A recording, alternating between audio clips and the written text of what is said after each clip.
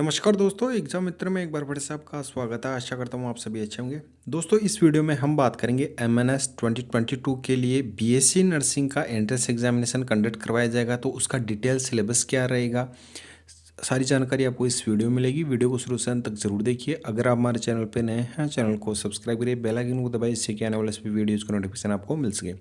दोस्तों, एमएनएस से रिलेटेड आपके एलिजिबिलिटी क्राइटेरिया, सीट मैट्रिक्स, आपकी एप्लीकेशन फ़ीस क्या रहेगी, प्रोसीजर क्या रहने वाला है, सारी मैंने डिटेल्स में आपको ऑलरेडी वीडियोस में बता रखी है। तो एमएनएस की प्लेलिस्ट बना रखी है आपके 2022 के लिए।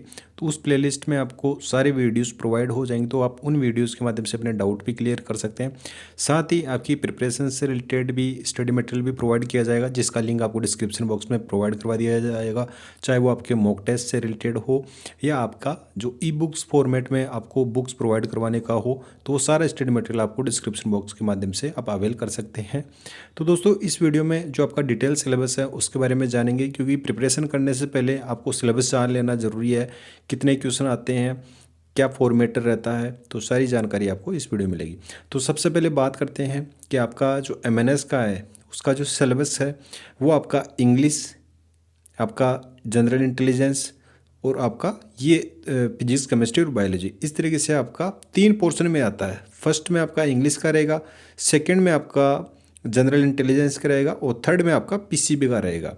तीनों से आपके 50-50 क्वेश्चन होते हैं। टोटल आपके 150 क्वेश्चन पूछे जाते हैं, नेगेटिव मार्किंग नहीं रहती है। तो आपको इंग्लिश पे फोकस करना होता है, जनरल इंटेलिजेंस पे, और आपको फिजिक्स, केमिस्ट्री और बायोलॉजी पे। फिजिक्स, केमिस्ट्री और बायोलॉजी आपका 11th और 12th NCERT based complete syllabus पूछा जाता है, तो आप इस पर अच्छे से फोकस करना होता है। इंग्लिश सभी की जो होती है, ग्रामेटिकल जो एरर्स होते हैं वो सुधार करना होता है, तो इंग्लिश में मेन फोकस आपको जो ग्रामर होती है उसी पे फोकस करना होता है। जनरल इंटेलिजेंस में आपको रीजनिंग से रिलेटेड क्वेश्चन पूछे जाते हैं, और साथ ही आपका जो जीके का पोर्शन होता है, स्टैटिक जीके और करंट अफेयर, उसका पोर्शन आपको पूछा जाता है। तो दोस्तों, सबसे पहले आपके इंग्लिश के पोर्शन की बात करें तो इंग्लिश का पोर्शन है 50 क्वेश्चंस आपके आएंगे, 50 मार्क्स का रहने वाला है।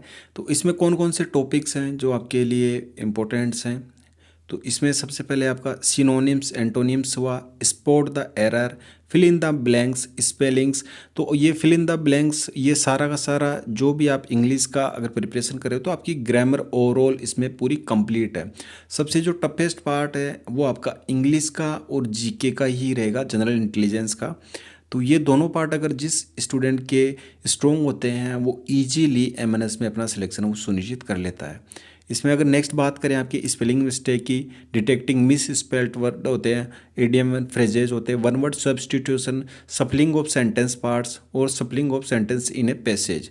तो ये पैसेज भी दिया जाएगा आपको, और उसमें से कुछ भी जैसे करेक्शन करने से रिलेटेड हो या उसमें कोई वर्ड दे दिया जाएगा तो उस वर्ड का मीनिंग पूछा जा सकता है, या आपका जो ग्रामेटिकल एरर है वो भी उसमें पूछा जा सकता है। इंप्रूवमेंट से रिलेटेड आपसे इसमें क्वेश्चन पूछे जाते हैं, क्लोज पैसेज आते हैं और कॉम्प्रिहेंशन पैसेज है, ये भी आपसे पूछे जाते हैं। तो ओवरऑल अगर बात की जाए तो जो ग्रामर है वो आपकी कंप्लीट ही कवर होती है आपकी एमएनएस एंट्रेंस एग्जामिनेशन के लिए। अब नेक्स्ट बात आती है आपके जीआई की, जनरल इंटेलिजेंस की। तो जीआई का पोर्शन है उसको 2 पार्ट में बांटा गया है। जीआई का पोर्शन में भी 50 क्वेश्चन आएंगे जो 50 मार्क्स के रहेंगे। इसको 2 पोर्शन में बांटा गया। पहला आपका आता है रीजनिंग का और सेकंड आपका आता है जनरल नॉलेज का। तो रीजनिंग में जो इंपॉर्टेंट टॉपिक्स हैं ये जैसे एनालिसिस, नंबर सीरीज हुआ, ऑब्जर्वेशन से रिलेटेड जजमेंटल टाइप क्वेश्चंस आपके आएंगे, स्पेस विजुअलाइजेशन से रिलेटेड आएंगे, डिसीजन मेकिंग के आपके क्वेश्चन आएंगे और प्रॉब्लम सॉल्विंग के, और सिमिलरिटीज़ एंड डिफरेंसेस आपसे पूछे जाएंगे, फिगर क्लासिफिकेशन से related, visual memory related, relationship concept आएंगे, जैसे कि आपका ब्लड रिलेटेड जो क्वेश्चंस होते हैं ब्लड रिलेशनशिप से, वो नॉन वर्बल सीरीज आपसे पूछे जाएंगे, अर्थमेटिकल कंप्यूटेशन के आएंगे, एनालिटिकल फंक्शंस हैं ये आपसे पूछे जाएंगे। ये रीजनिंग का है। जो प्रीवियस ईयर के अगर क्वेश्चंस देखे जाते हैं तो उनमें इन टॉपिक से आपके क्वेश्चन अराइज हुए हैं। तो इन टॉपिक्स पे आपको अच्छे से प्रिपरेशन करनी होती है, और मैं मोस्ट ऑफ द जो भी टॉपिक्स हैं वो आपको हमारे चैनल पे वीडियो के माध्यम से कवर करवा दिए जाएंगे, जैसे आपकी रीजनिंग के हुए या जीके का पोर्शन हुआ। तो ये आपका फर्स्ट पार्ट हो गया जो आपका है जनरल इंटेलिजेंस में रीजनिंग का। अब जो पार्ट सेकंड है जनरल इंटेलिजेंस में वो है आपका जीके का। तो जनरल इंटेलिजेंस में सेकंड पार्ट आपका जीके का आता है।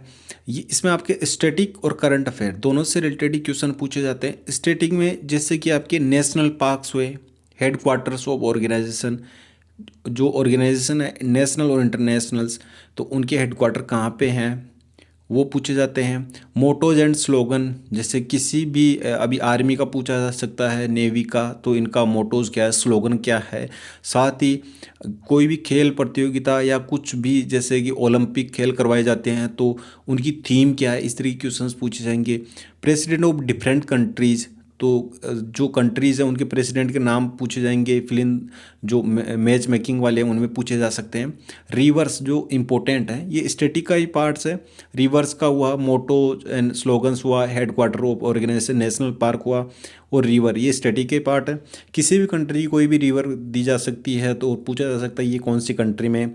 आइसलैंड कौन से कहाँ पे है। सीज एंड लेक्स जो इम्पोर्टेंट है। फुल फॉर्म एंड निकनेम्स, आपको किसी भी जैसे कोई ऑर्गेनाइजेशन का नाम दे दिया जाएगा, जैसे सिडबी का नाम दे दिया जाएगा, उसकी फुल फॉर्म पूछी जा सकती है, डीआरडीओ का दे दिया जाएगा।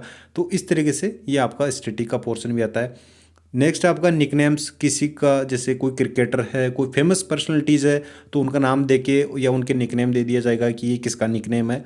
या जो फेमस बायोग्राफी जो लिखी जाती है तो उन बायोग्राफीज़ का नाम भी आपसे पूछा जा सकता है। कंट्रीज़ कैपिटल एंड करेंसी, तो कंट्रीज़ की कैपिटल कौन सी है और साथ ही उनकी करेंसी क्या है। और सबसे मोस्ट इंपॉर्टेंट होता है आपका करंट का पोर्शन। करंट अफेयर पे आपको अच्छे से फोकस करना होता है क्योंकि स्टडी का जीके है वो चेंज नहीं होता, लेकिन करंट में जो भी न्यूज़ में रहती हैं चीज़ें वो आपसे मोस्ट ऑफ द जो जीके का पोर्शन में पूछे जाते हैं। अब जो जनरल इंटेलिजेंस का पोर्शन है उसमें 40 से 45 क्वेश्चन है वो आपकी जनरल नॉलेज के क्वेश्चन आते हैं, और आपके 5 to 10 क्वेश्चन है वो आपकी रीजनिंग के क्वेश्चन आते हैं। तो आपको जो पूरा फोकस करना होता है वो आपको जीके के पोर्शन पे ही करना होता है। तो 40 से 45 क्वेश्चन वो पूरे पूरे स्टैटिक जीके, करंट अफेयर, इनसे ही रिलेटेड क्वेश्चन आते हैं, और जो 5 से 10 मार्क्स के हैं वो क्वेश्चन आपके रीजनिंग से रिलेटेड आते हैं। तो ये बात हो गई आपकी इंग्लिश की और आपकी जीआई की। अब नेक्स्ट आती है जो पीसीबी का पोर्शन है। तो पीसीबी का पोर्शन दोस्तों ओवरऑल आपको 11th और 12th एनसीईआरटी बेस्ड जो फिजिक्स केमिस्ट्री है वो आपको कवर करनी होती है। आपको एमएनएस 2022 में आपको अगर प्रिपरेशन करनी है तो आपको 11th और 12th एनसीईआरटी को डीपली में नहीं रीड करना है, आपको सरफेस लेवल पे इनके कंसेप्ट क्लियर होने चाहिए। बस उसी से रिलेटेड ही आपके क्वेश्चंस पूछे जाते हैं। जैसे कि आप देख सकते हैं बायोलॉजी का टेक्सोनॉमी है, ये कुछ इंपॉर्टेंट चैप्टर्स टॉपिक्स हैं। तो जैसे बायोडाइवर्सिटी है, इकोलॉजी एंड एनवायरनमेंट है, प्लांट फिजियोलॉजी है, ह्यूमन फिजियोलॉजी है, रिप्रोडक्शन है, ह्यूमन हेल्थ एंड डिजीज़ है। जो सबसे इंपॉर्टेंट है आपके लिए वो ये वाला पोर्शन है, ह्यूमन हेल्थ एंड डिजीज़। तो इससे मोस्ट ऑफ द क्वेश्चन आपकी पूछे जाते हैं। नेक्स्ट आपका बायोकेमिस्ट्री का है। नेक्स्ट अगर ये इंपॉर्टेंट जो टॉपिक्स हैं इनमें सेल एंड मॉलिक्यूलर बायोलॉजी है, biotechnology and it's applications, genetics and evolutions. तो ये मोस्ट ऑफ द जो टॉपिक्स एंड चैप्टर्स हैं जिनमें प्रीवियस जो पेपर पूछे गए हैं उनमें इन्हीं में से ही क्वेश्चंस हैं। वैसे आपको बायोलॉजी, केमिस्ट्री और फिजिक्स का आपको इनका जो बेसिक है वो आपका अच्छे से प्रिपेयर होना चाहिए। एमएनएस में डीपली क्वेश्चंस आपसे नहीं पूछे जाएंगे। तो ये तो बायोलॉजी का हो गया।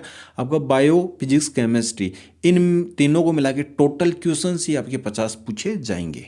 नेक्स्ट आपका फिजिक्स की अगर बात करें तो फिजिक्स में आप देख सकते हैं magnetic effect of electric current, law of motion and work, energy and power, या ये इंपॉर्टेंट टॉपिक्स हैं। Properties of matter, optics, current, electricity, dual nature of radiation and atomic physics, electromagnetic induction and alternating current, nuclear physics, semiconductor devices and their applications, आपका electrostatics. तो ये physics का portion हो गया। ये आपका बेसिक है दोस्तों, वो आपका सबसे अच्छे से क्लियर होना चाहिए, बेसिक जो कंसेप्ट हैं इनके। और आपको इनमें ज़्यादा डीपली जाने की कोई भी ज़रूरत नहीं है, क्योंकि जैसे कि नीट का या एम्स के लेवल का तो इस तरीके के एंट्रेंस एग्जाम होते हैं तो उनमें थोड़ा डीप में जाता है, पेपर लेवल डिफरेंट आता है। लेकिन इनमें आपका जो बेसिक चीज़ें हैं वो उनके जो कंसेप्ट हैं वो आपके क्लियर होने चाहिए। नेक्स्ट अगर बात की जाए आपके केमिस्ट्री के पोर्शन की, तो केमिस्ट्री में ऑर्गेनिक कंपाउंड्स, एटॉमिक स्ट्रक्चर है, electrochemistry, carboxylic acid and their derivatives हैं। आप यहाँ पे देख सकते हो coordination chemistry and solid state chemistry है, एल्कोहल एंड ईथर्स है, आपके जो ब्लॉक एलिमेंट्स है पी डी एंड एफ है, कार्बोनिल कंपाउंड्स है, ऑर्गेनिक नाइट्रोजन कंपाउंड्स है एंड बायोमोलिक्यूल्स है, थर्मोडायनेमिक्स है, केमिकल इक्विलिब्रियम है एंड केमिकल काइनेटिक्स है। तो ये आपके इसमें इंपॉर्टेंट टॉपिक्स हैं। तो वैसे तो आपको ओवरऑल 11th और 12th जो एनसीईआरटी का सिलेबस है वही कवर करना होता है। तो एक बार अगर आपने इनके जो कंसेप्ट है वो क्लियर कर लिए, फिर आपको सबसे ज़्यादा जो आपके लिए इंपॉर्टेंट होता है वो होता है आप ज़्यादा से ज़्यादा आप OMCQ जो मल्टीपल चॉइस क्वेश्चन उनकी आपको प्रैक्टिस करनी होती है। उसी बेसिस पे ही आप अपनी फिजिक्स केमिस्ट्री और बायोलॉजी है उसको स्ट्रॉन्ग कर सकते हैं। साथ ही जो मोस्ट इंपॉर्टेंट पोर्शन होता है वो आपका जीके का पोर्शन होता है और इंग्लिश का। अगर आपने इन दोनों को अच्छे से स्ट्रॉन्ग कर लिया तो दोस्तों आप एमएनएस में अपना सिलेक्शन है वो ईजीली ले जाते हैं। और वैसे मैं आपको जो स्टडी मटेरियल है वो डिस्क्रिप्शन बॉक्स में लिंक के माध्यम से प्रोवाइड करवा दिया है, तो वो आप ज़रूर अवेल कीजिए। क्योंकि लास्ट में आपके पास में ये मान के चलिए 40 से 50 डेज़ का जो समय है वो आपका रिवीजन का होना चाहिए। और उस रिवीजन जो टाइम रहेगा उसमें आपको 2 से 3 बार आपको मिनिमम अपना जो सिलेबस है उसका रिवीजन करना रहेगा। तो दोस्तों ये डिटेल सिलेबस था। और जो कैंडिडेट एमएनएस की प्रिपरेशन करना चाह रहे हैं तो वो मुझे इंस्टाग्राम पे मैसेज कर सकते हैं। इंस्टाग्राम का लिंक डिस्क्रिप्शन बॉक्स में दिया गया है। तो उनके लिए जो उनकी सिलेबस है जो पेपर लेवल है उनके अकॉर्डिंग ये टेलीग्राम ग्रुप में जो संबंधित स्टडी मटेरियल है या जो इंपॉर्टेंट क्वेश्चंस है तो वो उनको प्रोवाइड किए जाएंगे, जिससे कि वो अपनी प्रिपरेशन है वो अच्छे से कर सकें। तो दोस्तों ये डिटेल सिलेबस था। एग्ज़ाम देने से पहले ये जान लेना सबसे ज़्यादा ज़रूरी है कि आपको किस तरीके की प्रिपरेशन करनी है और उनमें आपके कौन कौन से टॉपिक्स आएंगे, क्या क्या सिलेबस रहने वाला है। तो ये आपको जान लेना सबसे ज़्यादा ज़रूरी है। तो दोस्तों फिलहाल के लिए यही था। मिलते हैं नेक्स्ट न्यू वीडियो में नेक्स्ट न्यू अपडेट के साथ में। धन्यवाद। जय हिंद, जय भारत।